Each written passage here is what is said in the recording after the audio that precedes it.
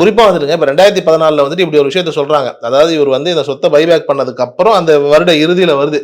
இப்படி ஒரு சட்டம் இருக்குது. அதனால வந்துட்டு இந்த சொத்துக்கள் இப்ப 15,000 கோடினா அப்ப 15,000 இருந்திருக்கு. அது ஒரு 10,000 வச்சுக்கோங்களேன். அப்ப இருக்கிற சொத்துக்கள் எல்லாம் வந்துட்டு நாங்க வந்துட்டு பறிமுதல் பண்றோம்னு சொல்லி வரும்போது இவர் ஹைகோர்ட்ல போய் முறையிடுறாரு. அப்போ ஆட்டோமேட்டிக்கா அப்ப வந்து 2015 வந்துட்டு அழகா வந்துட்டு அந்த ஒரு ஸ்டே கொடுத்து இந்த ப்ராப்பர்ட்டியை கையகப்படுத்த தேவையில்லைங்கிற மாதிரியான ஒரு நிலையில தான் ஹைகோர்ட் தீர்ப்பு கொடுத்துட்டாங்க.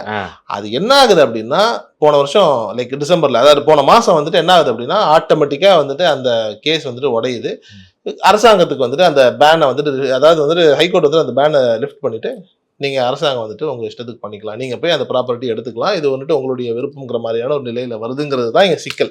அதுக்கும் ஒரு 30 நாள் டைம் கொடுத்துருக்காங்க. அவர் டக்கு டக்குன்னு அந்த ப்ராப்பர்ட்டி எல்லாம் என்னென்ன பண்ணுமோ அவர் கொடுக்கணும்.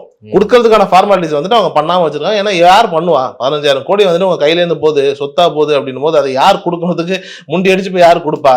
அதனால அந்த கலக்கத்துல தான் அந்த குடும்பம் இருக்கு. அப்படி இருக்கும்போது தான் இப்ப இந்த கத்தி குத்து வெட்டு இதுல இவர் போய் உள்ள போயிட்டு வந்து ஹாஸ்பிட்டல் எல்லாம் இருந்து டிஸ்சார்ஜ் ஆயிட்டு வரும்போது தான் இப்படி ஒரு சம்பவமும் வருது அப்படின்னும் போது டோட்டலா அந்த இடமும் சரி பாலிவுடும் சரி அந்த குடும்பமும் சரி அதே மாதிரி அந்த பட்டோடி ஃபேமிலியும் சரி ஒரு விதமான ஒரு கலக்கத்துல தான் இருக்காங்க.